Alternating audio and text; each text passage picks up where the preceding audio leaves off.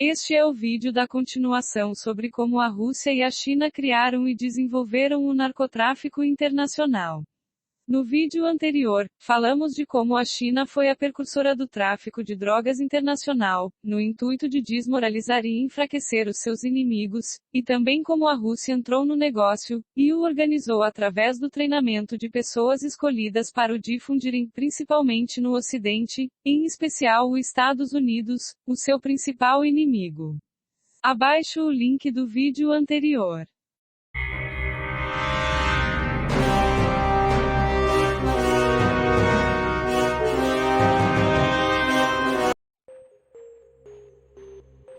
Este plano foi formalmente aprovado quando os soviéticos decidiram iniciar o narcotráfico contra a tão conhecida burguesia, especialmente contra a América capitalista, o principal inimigo.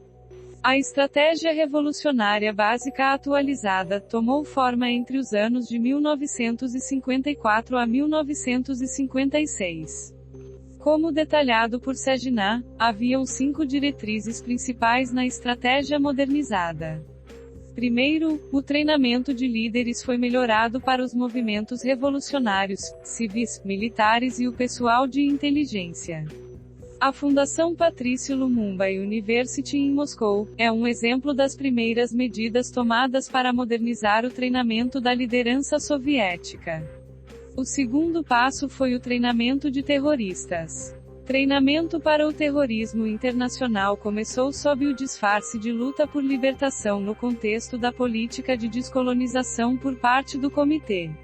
O termo libertação nacional foi criado para substituir o movimento revolucionário como um engano de mão dupla para providenciar um disfarce nacionalista, que foi basicamente uma operação de inteligência, e providenciar também um rótulo que foi separado semanticamente do movimento revolucionário comunista.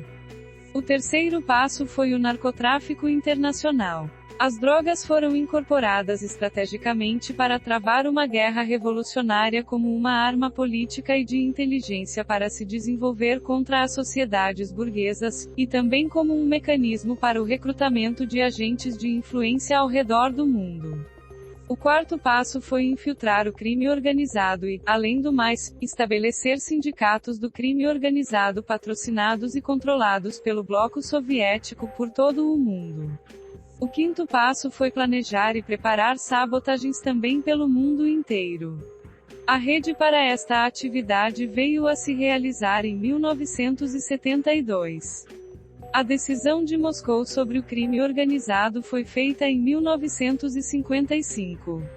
Ela veio a ser também uma operação global voltada contra todos os países, não apenas os Estados Unidos, embora o crime organizado nos Estados Unidos, junto com França, Grã-Bretanha, Alemanha e Itália foram os primeiros alvos. A razão principal para infiltrar o crime organizado foi a crença soviética que informações de alta qualidade como corrupção política, dinheiro, negócios, relações internacionais, narcotráfico e contra-inteligência seriam encontradas no crime organizado. Os soviéticos raciocinaram que se eles pudessem infiltrar o crime organizado com sucesso, eles adquiririam um escopo extraordinariamente promissor controlando muitos políticos, e teriam acesso às melhores informações sobre drogas, dinheiro, armas e corrupção de vários tipos. Um motivo secundário foi usar o crime organizado como disfarce para distribuir drogas. Como no caso do narcotráfico, os soviéticos realizaram grupos de estudos conjuntos para analisar o crime organizado, identificar os principais grupos criminosos, desenvolver estratégias e táticas para infiltrar os grupos, identificar quais pessoas poderiam ser usadas para fazer tal infiltração, e examinar a possibilidade para organizar ou ajudar a organizar novas filiais criminosas. Na Tchecoslováquia, os estudos duraram 6 meses e não foram levados na brincadeira. Pelo contrário, eram operações de alto nível envolvendo oficiais de alto escalão do Comitê Central, órgãos do Departamento Administrativo, inteligência civil, contra-inteligência e inteligência militar. O primeiro plano foi posto em ação em 1956. A Tecoslováquia foi dada orientações sobre que operações realizar como parte do plano de inteligência em que foi aprovado no final daquele ano. O plano instruiu a inteligência estratégica da Tecoslováquia a infiltrar 17 diferentes grupos criminosos organizados como a máfia da França, Itália, Áustria, América Latina e Alemanha. O Partido Comunista Italiano foi muito usado na operação de infiltração. 20% da polícia italiana eram membros do Partido Comunista na época. Estes membros ajudaram os agentes de inteligência do bloco soviético a infiltrar a máfia. Criminosos de guerra alemães também foram coagidos a ajudar os agentes soviéticos em tais esforços, especialmente por toda a América Latina. A operação da Tecoslováquia teve muito sucesso e não custou quase nada. Atividades criminais organizadas foram desenvolvidas ao redor de coleta de informações e chantagem numa operação de duas vias. Uma vez dentro, os agentes permaneciam altamente passivos coletando apenas informações. Então, no momento certo, as informações seriam liberadas por razões políticas. Por exemplo, desencadear mudanças revolucionárias ou criar uma situação que pudesse ser explorada pelos sociais-democratas. Isto é o porquê a operação foi organizada na unidade responsável pela inteligência estratégica. Narcóticos, terrorismo e crime organizado foram coordenados e usados juntos em uma mudança complementar. Drogas foram usadas para destruir a sociedade.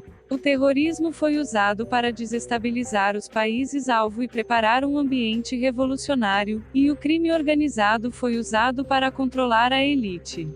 Todas essas três vertentes eram operações estratégicas a longo prazo e também foram incorporadas no planejamento do bloco soviético em 1956. Antes do atual narcotráfico ter iniciado, várias medidas preparatórias foram requeridas, e os dois mais importantes foram o desenvolvimento de uma estratégia para o mercado secreto de drogas e narcóticos e o treinamento do staff de inteligência. Os soviéticos queriam esconder a sua operação dos chineses e especialmente do Ocidente para evitar problemas de aceitação pelo Ocidente da estratégia coexistentemente pacífica dos soviéticos.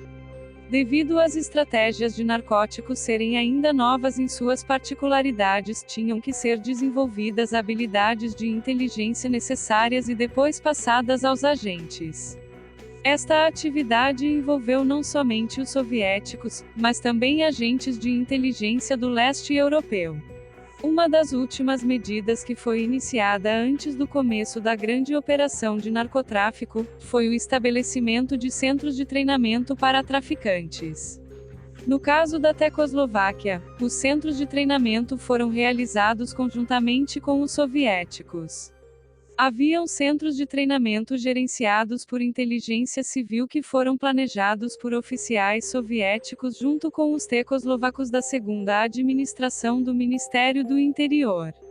A segunda administração era a contraparte da KGB na Tecoslováquia, e os centros de inteligência de treinamento gerenciados por militares da GRU, Inteligência Militar Soviética, e os seus contrapartes da Tecoslováquia.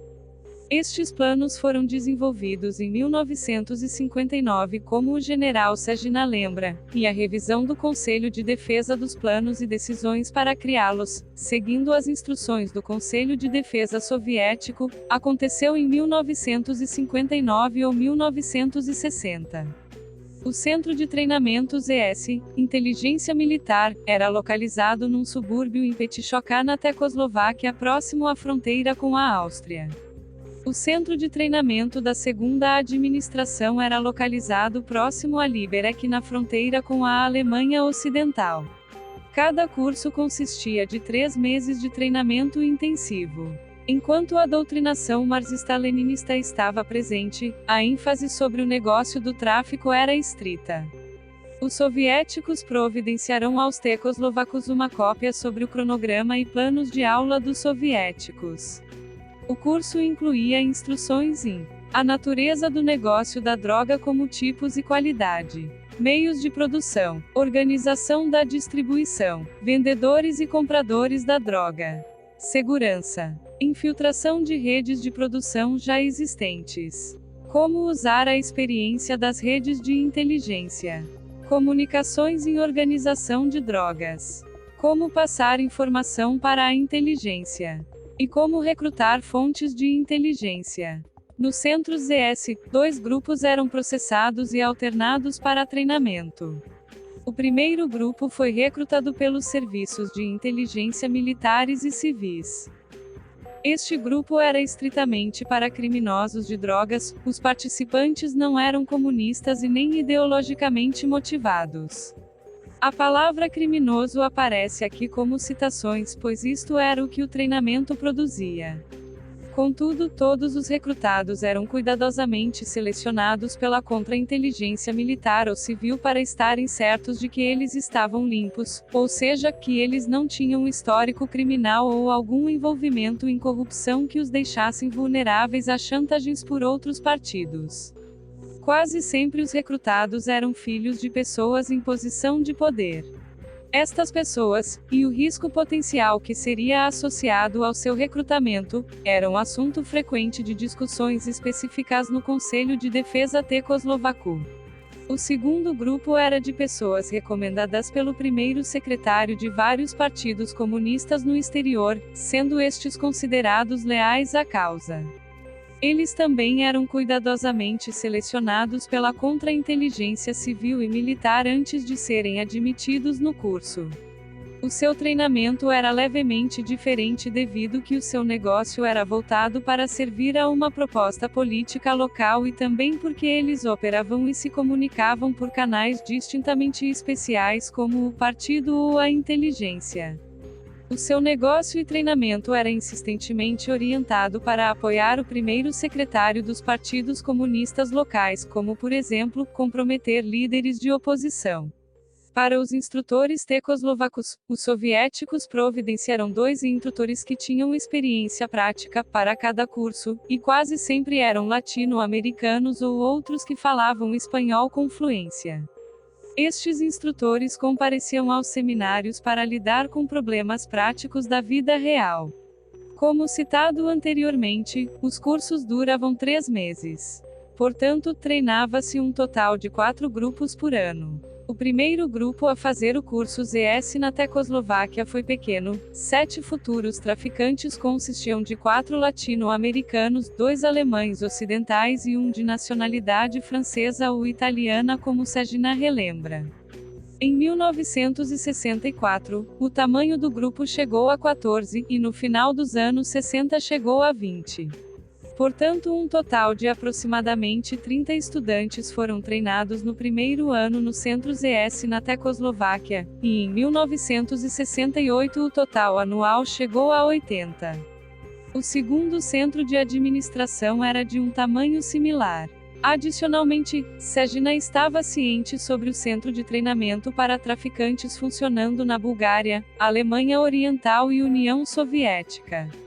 E entre 1962 e 1963, a Tecoslováquia foi orientada pelos soviéticos para ajudar a Coreia do Norte, Vietnã do Norte e Cuba para também estabelecerem centros de treinamento. Na suposição não confiável de que cada centro de treinamento tinha o tamanho mínimo, operado próximo da sua capacidade total ou não, nenhum centro foi criado depois de Sagina ter desertado, e se fosse criado, o número de graduados hoje excederia os 25 mil. Os estudantes que compareciam nos centros de ensino na Tecoslováquia eram principalmente da América Latina, Europa Ocidental, partes do Oriente Médio, Canadá e Estados Unidos. O foco da Bulgária era o Oriente Médio e Sudoeste da Ásia como Turquia, Afeganistão, Paquistão, Líbano e Síria. A Alemanha Oriental lidava com a Europa Ocidental e Escandinávia. O curso era gratuito com todas as despesas pagas.